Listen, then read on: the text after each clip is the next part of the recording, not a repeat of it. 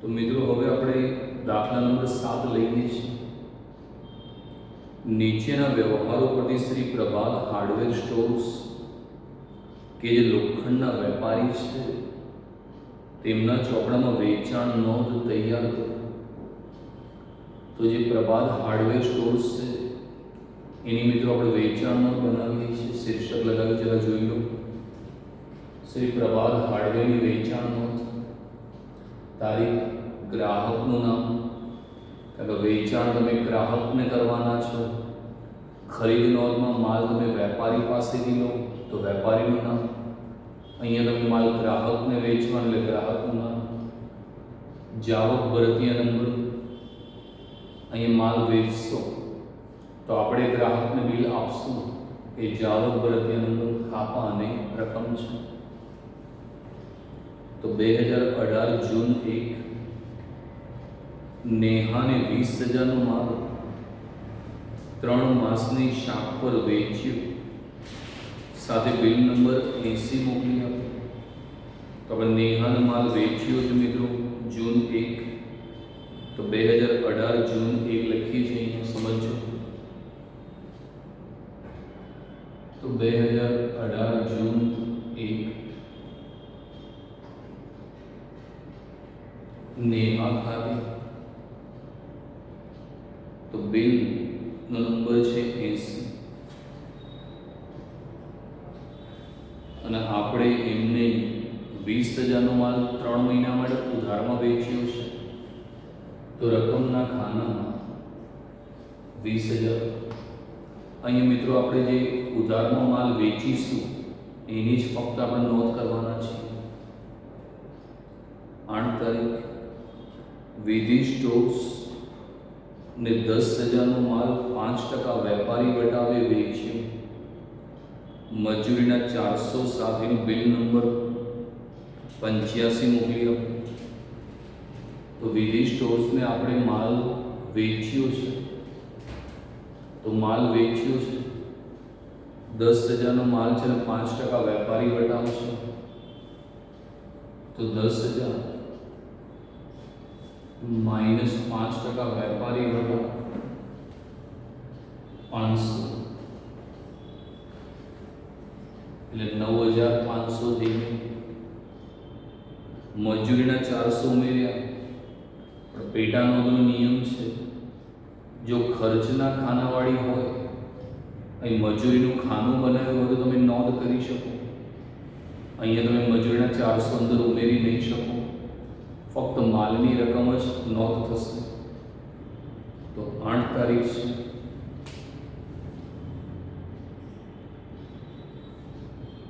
વિધિ સ્ટોર્સ ખાતે, બિલનો નંબર છે 85, 10,000માંથી 5% 500 બાદ એટલે 9,500, મજૂરીના 400 તમે નહીં ઉમેરી શકો, ફક્ત રકમની અંદર માલને લગતી રકમ લખાશે, તો આવી જશે 9,500। ત્યારબાદ 12 તારીખ 15,000ના માલનું વેચાણ કર્યું, તો માલ વેચ્યો પણ અહીંયા વ્યક્તિના નામનો ઉલ્લેખ નથી, અને જો વ્યવહારમાં વ્યક્તિના નામનો ઉલ્લેખ ના હોય તો રોકડ વ્યવહાર કહેવાય મિત્રો, એની નોંધ થતી નથી, તો નોંધ નહીં કરી। 15 તારીખ 10,000નું યંત્ર ક્રીમાને 3,000માં વેચી, તો અહીંયા ક્રીમાને આપણે માલ વેચ્યો હોય તો એની નોંધ થાય, પણ આપણે યંત્ર વેચ્યું તો યંત્ર મિલકત છે તો એની નોંધ થશે નહીં। 23 તારીખ સિમોલીને 15,000નો માલ 10% વેપારી વટાવે વેચ્યો અને સિમોલીએ 50% નાણાં તરત જ ચૂકવી આપ્યા। તો 15,000નો માલ 10% વેપારી વટાવે વેચ્યો છે અને સિમોલીએ અડધા નાણાં ચૂકવ્યા, તો અડધો વ્યવહાર રોકડ છે અને અડધો વ્યવહાર ઉધાર છે। તો નિયમ એવો કહે છે કે જો વ્યવહાર અંશતઃ રોકડ અને અંશતઃ ઉધાર હોય તો એને સંપૂર્ણપણે ઉધાર ગણી લેવામાં આવશે આપણે આખો વ્યવહાર મિત્રો ઉધાર ગણી લઈએ છીએ.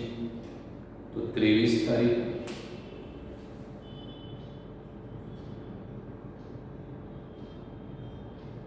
સિમોલી ખાતે. તો બિલનો નંબર છે 90.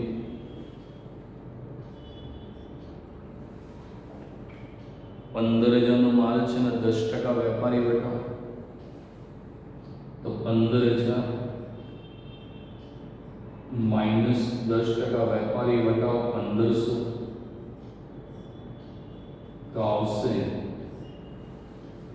13,500. આપણે 13,500 ની નોંધ કરીશું. તો રકમની અંદર 13,500 ની નોંધ થશે. 28 તારીખ રિદ્ધિને 20,000 માલનું વેચાણ 10% રોકડ વટાવે રોકડેથી કર્યું. તો રિદ્ધિને આપણે માલ રોકડેથી વેચ્યો. જો આપણે રિદ્ધિને માલ ઉધારમાં વેચ્યો હોત તો એની નોંધ વેચાણ નોંધમાં થતી, પણ રોકડેથી માલ વેચ્યો તો રોકડ વ્યવહારની નોંધ થતી નથી, તો નોંધ નહીં કરવી. 29 તારીખ મિત પાસેથી 15,000 માલ મોકલવાનો ઓર્ડર મળ્યો.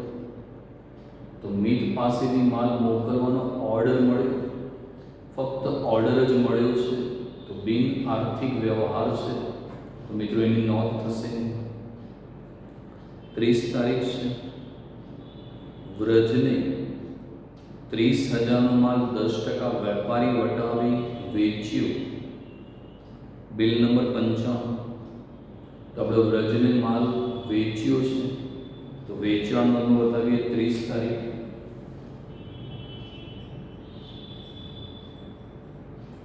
વ્રજ ખાતે અહીંયા જે બિલ છે એનો નંબર છે 55. 30,000 માલ અને 10% વેપારી વટાવ. તો 30,000 10% 3,000 માઇનસ કરો. તો 30,000 માઇનસ 3,000 એટલે 27,000. તો રકમની અંદર આવશે 27,000. હવે આપણે એનો સરવાળો કરી લઈએ છીએ મિત્રો. તો સરવાળો થશે 70,000. કુલ ઉધાર વેચાણ. હવે જે વ્યવહારોની આપણે નોંધ નથી કરી એ નીચે લખવું પડશે કે ભાઈ કેમ નથી નોંધ્યા, તેના કારણ લખવા જરૂરી છે. તો નોંધ નીચેના વ્યવહારોની વેચાણ નોંધમાં નોંધ થશે નહીં. તો આપણે વેચાણ નોંધમાં એની નોંધ નહીં કરી શકીએ. તો કયા નથી નોંધ્યા એ? તો 12 તારીખ એમાં માલનું વેચાણ કર્યું પણ વ્યક્તિનું નામ નથી, તો રોકડ વ્યવહાર છે એની નોંધ ના થાય. તો જૂન 12 રોકડ વ્યવહાર ની નોંધ થશે. બીજું 15 તારીખ આપણે ક્રીમાને યંત્ર વેચ્યું હતું, તો યંત્ર મિલકત છે, તો એની નોંધ નહીં થાય.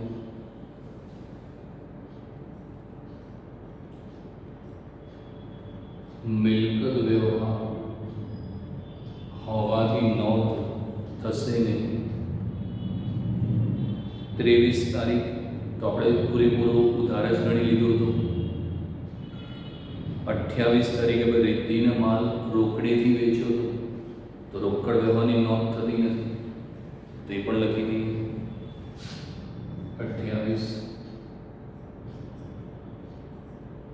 રોકડ વ્યવહારની નોંધ થશે નહીં. 29 તારીખ મિત પાસેથી આપણને માત્ર ઓર્ડર મળ્યો હતો, તો ઓર્ડર મળ્યો એટલે બિન આર્થિક વ્યવહાર છે, અને બિન આર્થિક વ્યવહારની મિત્રો નોંધ થતી નથી.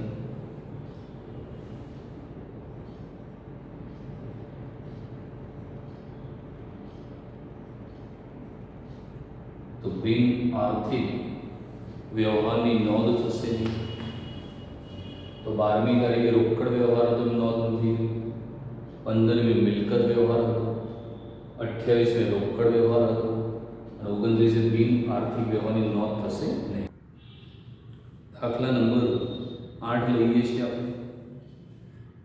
નીચેના વ્યવહારો બધી નીતિન સ્ટોર્સ કે જે કાપડના વેપારી છે તેમના ચોપડે ખાનાવાળી વેચાણ નોંધ તૈયાર કરો. નીતિન સ્ટોર્સ સુતરાઉ, ખાદી અને રેશમ એમ 3 પ્રકારના કાપડની લે-વેચનો ધંધો કરે છે. તો જે નીતિન સ્ટોર્સ છે મિત્રો, અહીંયા શીર્ષક જોઈએ, નીતિન સ્ટોર્સની ખાનાવાળી ખરીદી નોંધ. એ સુતરાઉ કાપડ વેચે છે, એ ખાદી વેચે છે અને રેશમ. તો અહીંયા આપણે ખાના પાડ્યા છે, સુતરાઉ, ખાદી અને રેશમ, અને અહીંયા કુલ રકમ છે. તો સમજી લીધું. શરૂઆત કરું છું.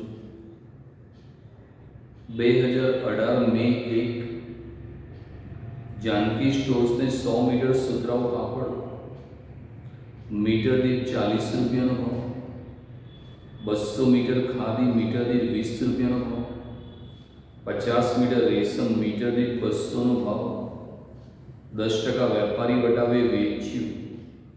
શાખની મુદત 3 મહિના અને બિલ નંબર 125. તો આપણે માલ વેચ્યું છે 2018 મે 1.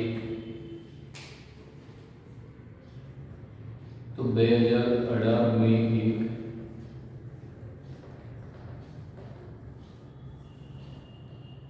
जानकी स्टोर्स खाते. तो बिल नो नंबर है 125. पैसा की बात करिए. सुतराउ कापड़ 100 मीटर 40 रुपया भाव હતો. तो सुतराउ 100 मीटर मीटरનો ભાવ 40 એટલે 4000 થશે અને 10% વેપારી વટાવ. તો આ 4000 માંથી 10% 400 રૂપિયા માઇનસ થશે.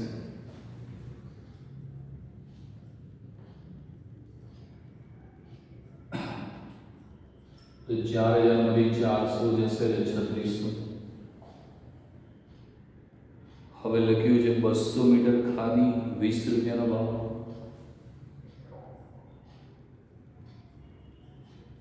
200 મીટર ગુણ્યા 20 તો 4000. એમાંથી 10% બાદ કરીએ. 4000 ના 10% 400 એટલે 3600. રેશમ. तो जो रेशम है ये 50 मीटर है ने एनो भाव 200 रुपया है. तो 50 मीटर गुण્યા 200 10,000. ये 10,000 ना 10% વેપારી વટાવ ગણીએ તો 1000 થાય. તો 10,000 માંથી 1000 જાય તો 9,000 આવશે. तो सुतराउ 3600, खादी 3600, रेशम 9,000.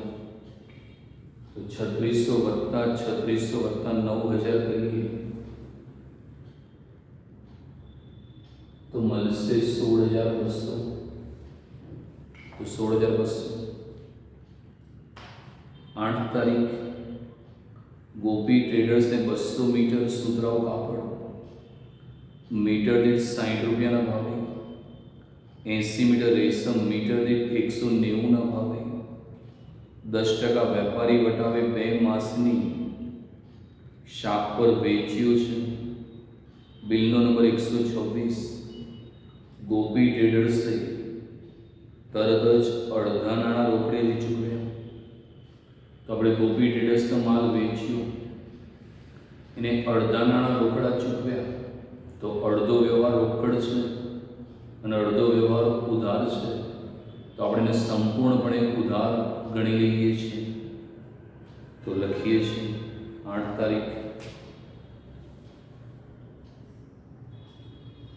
ગોપી ટ્રેડર્સ ખાતે. હવે જે બિલ છે એનો નંબર છે મિત્રો 126. તો બિલનો નંબર 126. હવે સમજી લેજો કેટલા મીટર છે, શું ભાવ ગણે છે એની વાત કરીએ છીએ. તો લખ્યું છે 200 મીટર સુતરાઉ કાપડ એનો 60 રૂપિયા ભાવ ગણે. તો 200 મીટર ગુણ્યા 60 એટલે 12,000 થશે. અને 10% વેપારી વટાવ. એક મીંડું દબાઈ દો તો 10% થઈ જાય. 12,000 એક મીંડું દબાઈ દો તો 1200 રૂપિયા વેપારી વટાવ.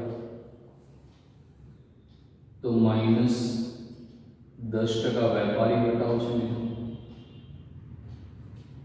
એટલે 10,800 મળશે. હવે ખાદીની વાત કરીએ. 80 મીટર રેશમ છે 190 નો ભાવ.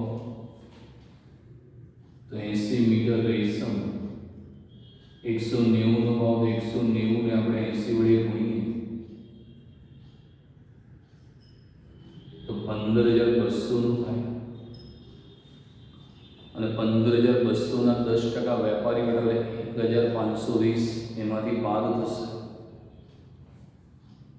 તો રેશમ 1,520 તો બાદ કરતા મળશે 13,680.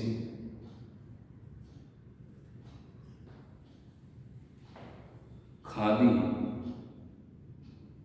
તો ખાદીનો છે નહીં તો ડેશ.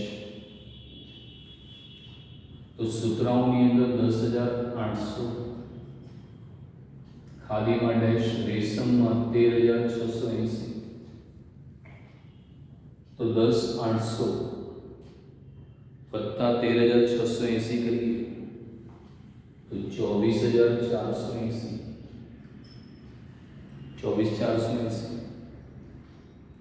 15 તારીખ નિસર્ગ ટ્રેડિંગ કંપનીને 100 મીટર ખાદી, 50 મીટર રેશમ 40 અને 200 ના ભાવે વેચ્યા. નિસર્ગ ટ્રેડિંગ કંપનીએ 10% વેપારી વટાવ અને 10% રોકડ વટાવે નાણાં ચેકથી તરત જ ચૂકવી દીધા. તો નિસર્ગ ટ્રેડિંગ કંપનીને આપણે માલ વેચ્યો છે અને એણે નાણાં તરત જ ચૂકવ્યા. તો એણે નાણાં તરત ચૂકવી દીધા મતલબ સંપૂર્ણ રોકડ વ્યવહાર. અને અહીંયા મિત્રો ઉધાર વ્યવહારની નોંધ થશે, રોકડ વ્યવહારની નોંધ થતી નથી. 20 તારીખ પ્રીતિ સ્ટોર્સે 40 મીટર ખાદી, 60 મીટર સુતરાઉ કાપડ અને 100 મીટર રેશમનો ઓર્ડર આપ્યો. તો પ્રીતિ સ્ટોર્સે ફક્ત આપણને ઓર્ડર જ આપ્યો છે, હજી સુધી આપણે માલનું વેચાણ નથી કર્યું. તો આ બિન આર્થિક વ્યવહાર છે મિત્રો, એની નોંધ થશે નહીં. 22 તારીખ લઈએ છીએ. પ્રીતિ સ્ટોર્સને બિલ નંબર 128 હેઠળ ઓર્ડર પ્રમાણેનો માલ અનુક્રમે 30 મીટર, 50 મીટર દીઠ, 220 મીટર દીઠ 10% વેપારી વટાવે મોકલી આપ્યો. તો પ્રીતિ સ્ટોર્સે જે ઓર્ડર આપ્યો હતો એ માલ આપણે મોકલી આપીએ છીએ. તો 22 તારીખ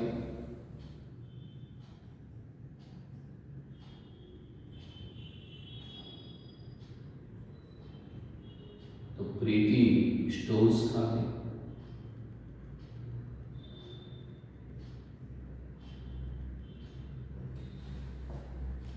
તો જે બિલનો નંબર છે 128. હવે જોઈએ ઓર્ડર કેટલો હતો અને ભાવ શું ગણ્યો છે એ જોજો.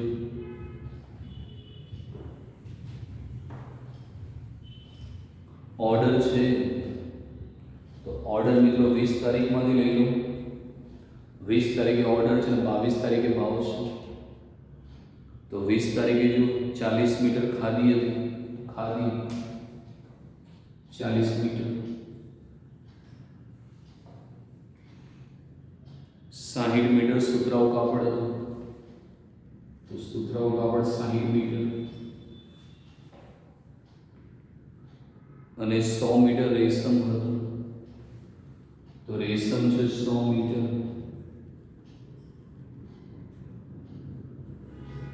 હવે ભાવ ગણી લઈએ. તો ભાવમાં લોચા ના પડતા.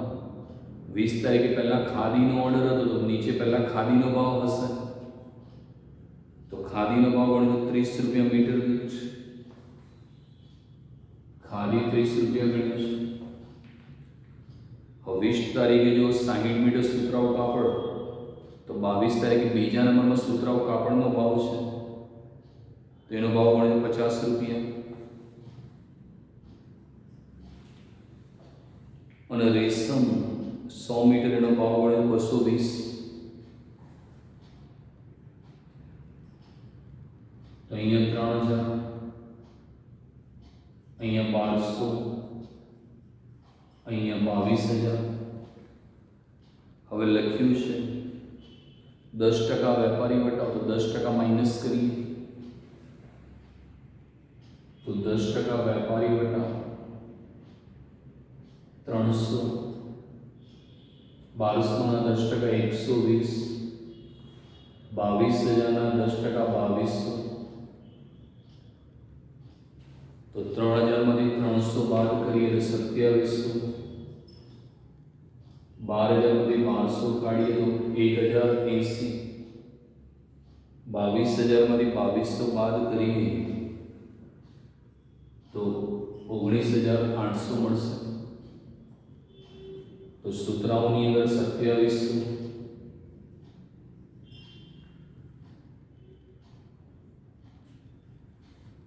ખાદીમાં 1080, રેશમમાં 19800 અને સરવાળો કરીએ તો 23580.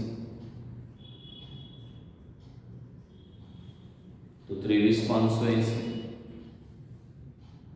26 તારીખ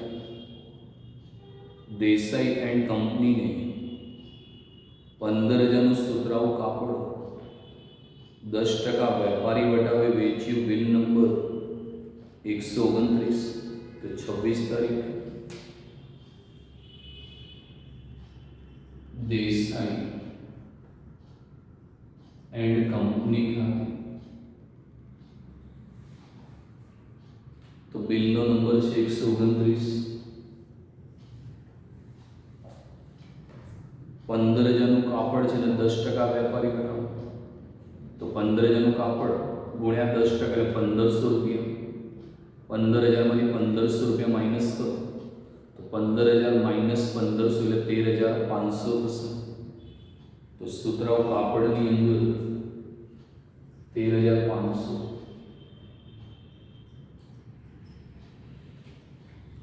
ત્યારબાદ 30 તારીખ ડીસીએમ સ્ટોર્સને, સમજો છેલ્લો વ્યવહાર છે, તો ડીસીએમ સ્ટોર્સને 20000 રૂપિયાની ખાદી 5% વેપારી વટાવે 18% વસેક ચડાવીને બિલ નંબર 130 મોકલી આપ્યું. તો ડીસીએમ સ્ટોર્સને આપણે વેચીએ છીએ.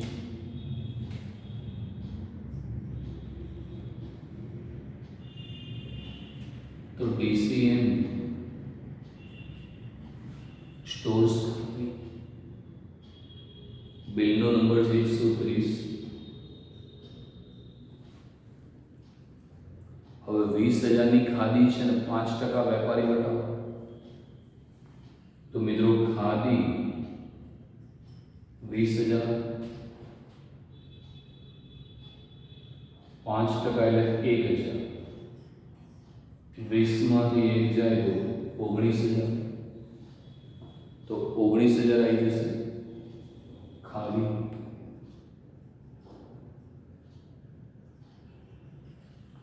હવે એમાં લખ્યું છે 18% વસેક ઉમેર્યો. હવે વસેકનો નિયમ એવો છે કે જો વસેક ઉમેરવો હોય તો દાખલાના શીર્ષકમાં ખાનાવાળી તમારે વેચાણ નોંધ બનાવવી પડે.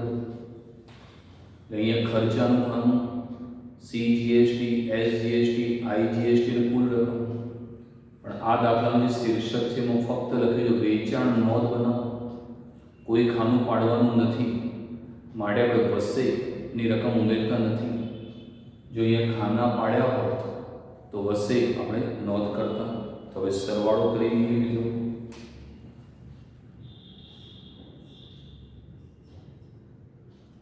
તો કુલ ઉધાર વેચાણ તો સૂત્રાઓ છે 30,600.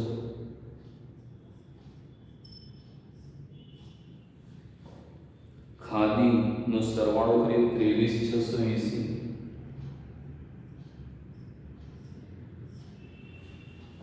રેશમ છે એનો સરવાળો કરીએ 42,480 અને કુલ સરવાળો કરીએ તો 96,760. હવે જે વ્યવહારો મિત્રો આપણે નથી નોંધ્યા એ લખી દઈએ છીએ. તો નોંધ લખી દઈએ છીએ.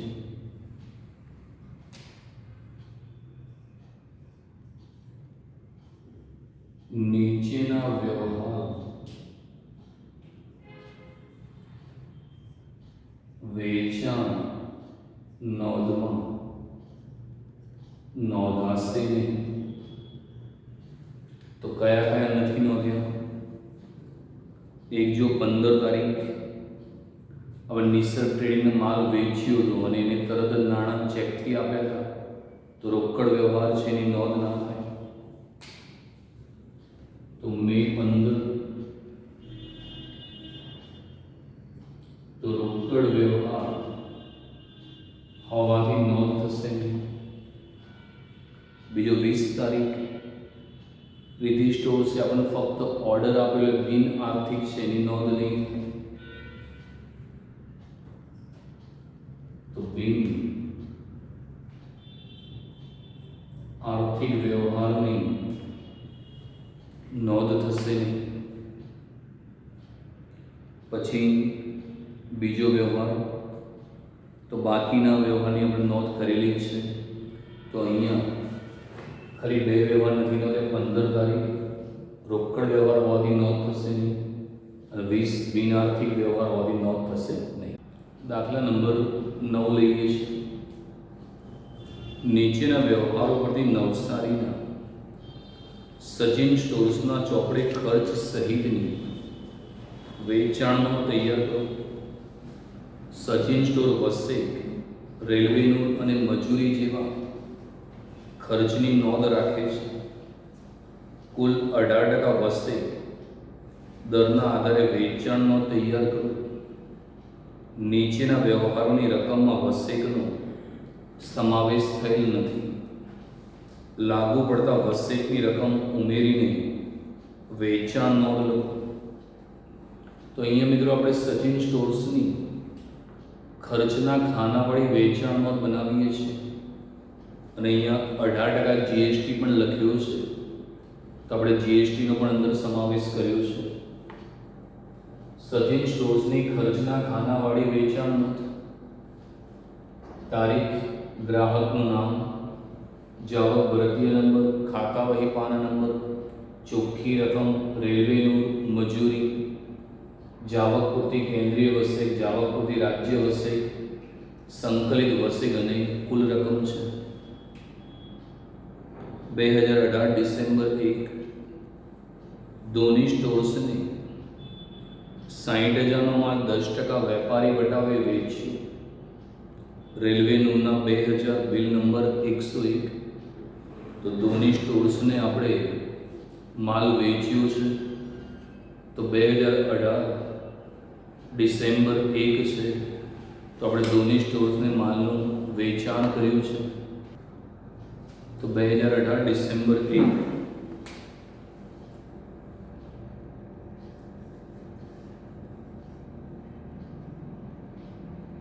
ધોની સ્ટોર્સ ખાતે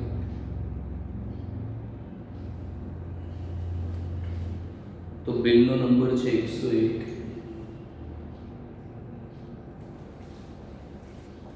60,000નો માલ છે ને 10% વેપારી વટાવ. તો 60,000ના 10% એટલે 6,000 માઇનસ કરીએ તો 60,000 માઇનસ 6,000 એટલે 54,000 થશે. તો ચોખ્ખી રકમ 54,000. રેલવે નોંધના 2,000. મજૂરી નથી એટલે આપણે ડેશ કરીએ છીએ. હવે ધોની સ્ટોર્સનો માલ વેચ્યો તો 18% GST ગણવાનું છે. તો 54,000 વત્તા 2,000 એટલે 56,000. હવે એના પર GST ગણાશે. 54,000 પર ના ગણતા નહીં તો ખોટું પડશે. ખર્ચના પૈસા ઉમેરવાના અને પછી GST ગણવાનું. તો સમજી લો ધોની સ્ટોર્સ 54,000 વત્તા 2,000 રેલવેનું એટલે 56,000. 18% છે એટલે 9% કેન્દ્ર સરકારનું, 9% રાજ્ય સરકારનું.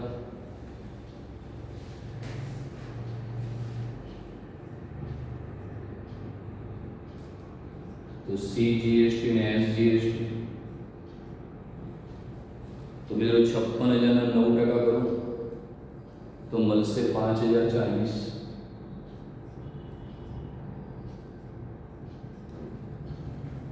તો જાવક પૂર્તિ કેન્દ્રીય વસેક 5,040, રાજ્ય વસેક 5,040 અને આપણે કુલ સરવાળો કરી દઈએ 66,080. તો કુલ રકમ 66,080. 10 તારીખ ગેંગટોક સિક્કિમ ના વિરાટ સ્ટોર્સને 40,000નો માલ 10% વેપારી વટાવે રોકડેથી વેચ્યો. તો વિરાટ સ્ટોર્સને આપણે માલ રોકડેથી વેચ્યો. તો રોકડેથી વેચેલો રોકડ વ્યવહાર અને અહીંયા ફક્ત ઉધાર વેચાણના વ્યવહારની નોંધ થશે, રોકડ વેચાણની નોંધ થશે નહીં. 16 તારીખ રૈનાને 30,000નો માલ 5% વેપારી વટાવે 1 માસની શાખ પર વેચ્યો. 500 રૂપિયા મજૂરી, 1,000 રેલવેનું રકમ બિલ નંબર 110માં ઉમેરીને બિલ મોકલી આપ્યું. તો અહીંયા ભાઈ રૈનાને માલ વેચ્યો છે, 30,000 રૂપિયાનો માલ છે. 16 તારીખ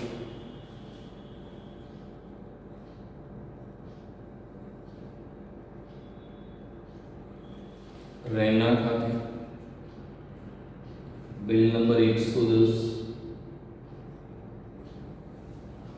30,000નો માલ 5% વેપારી વટાવશે.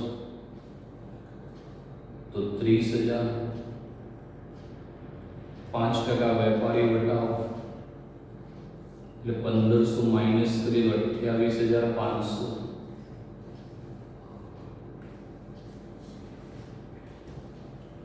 હવે ખર્ચામાં મજૂરીના 500 છે, રેલવેનું 1,000, તો મજૂરીના 500, રેલવેનું 1,000 એટલે ટોટલ થયું 30,000. 30,000ના 9% GST 2700. તો 30,000ના 9% કેન્દ્ર સરકાર અને રાજ્ય સરકારના ગણીએ તો થશે 2700 અને 2700.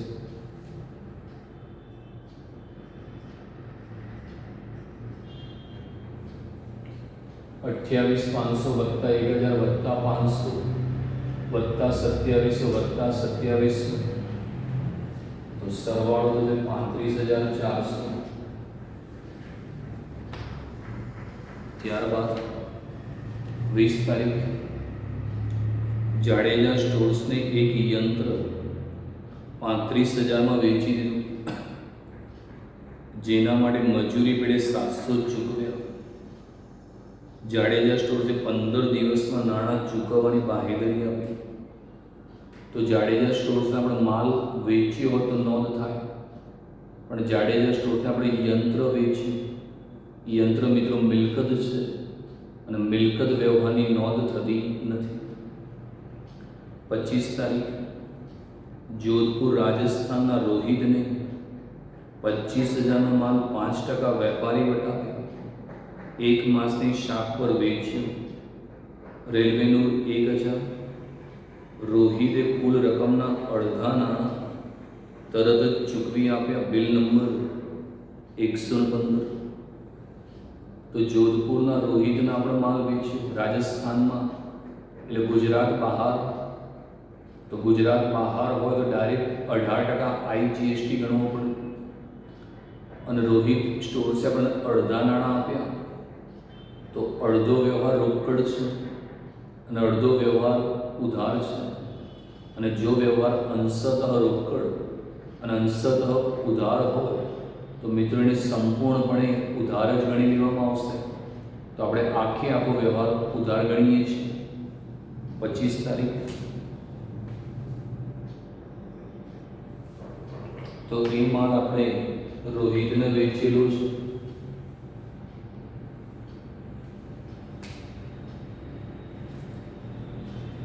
તો રોહિત ખાતે જે બિલ છે એનો નંબર છે 115. 25,000નો માલ 5% વેપારી વટાવો. તો સમજી લેજો પૈસા. 25,000ના 5% વેપારી વટાવો થશે 1,250, એટલે આવશે 23,750. ત્યારબાદ રેલવેનું 1,000 છે. તો રેલવેનું 1,000 મજૂરી નથી લખી બરાબર, તો વત્તા રેલવેનું એટલે 24,750. અને રાજસ્થાનમાં માલ વેચે ગુજરાત બહાર જતું રહ્યું. ગુજરાતની અંદર હોય તો 9% કેન્દ્ર સરકારનો GST, 9% રાજ્ય સરકારનો. અને ગુજરાત બહાર હોય તો ડાયરેક્ટ તમારે 18% લેખે IGST ગણવું પડે.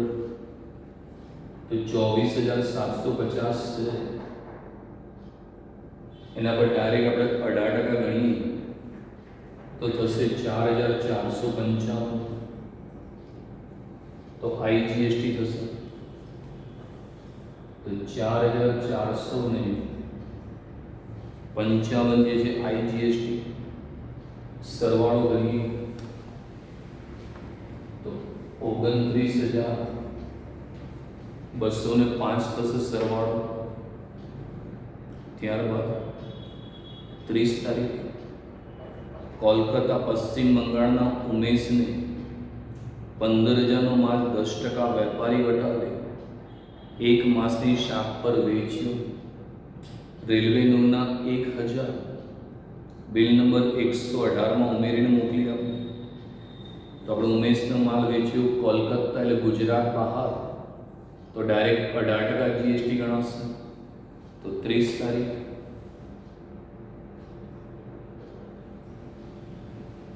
ઉમેશ ખાતે બિલનો નંબર છે 118. 15,000નો માલ છે,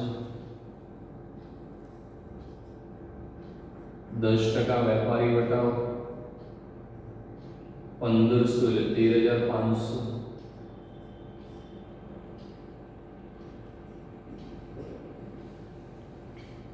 રેલવેનું 1,000 છે, મજૂરી નથી એટલે ડેશ. હવે GST ગણી લઈએ તો 13,500 એમાં રેલવેનું 1,000 ઉમેરી દો એટલે 14,500 થયા. હવે આજે 14,500 છે અને કોલકાતા એટલે ગુજરાત બહાર 18% GST ગણાશે. 14,500 ના આપણે 18% કરીએ છીએ મિત્રો તો થશે 2,610.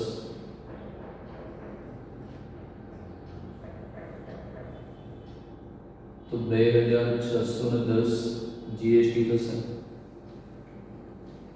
તો હવે આના સરવાળો કરી 13,500 વત્તા 1 એટલે 14,500, 14 ને 16, 17,110.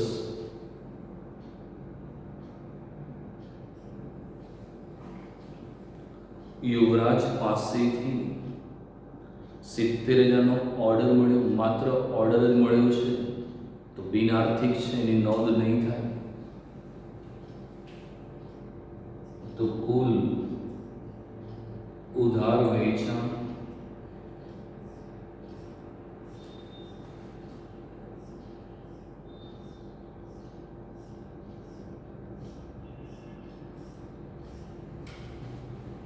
તો ટોટલ કરીએ છીએ 19,750, 5,500, 7,740, 7,740, 7,065. અહીંયા તો છે 1,47,795. હવે જે વ્યવહારો તમે નથી નોંધ્યા એની નોંધ મૂકી દઈએ છીએ.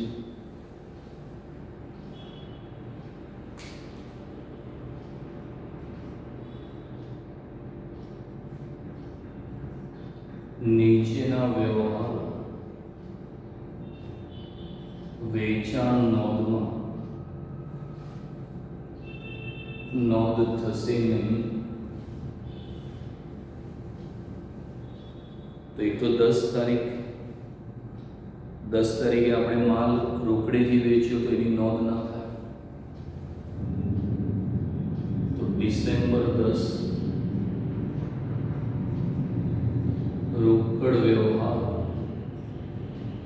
હોવાથી વેચાણ નોંધમાં નોંધાશે નહીં. અને બીજો 20 તારીખ આપણે યંત્ર વેચ્યું હતું, તો યંત્ર મિલકત છે, તો એની નોંધ નહીં થાય.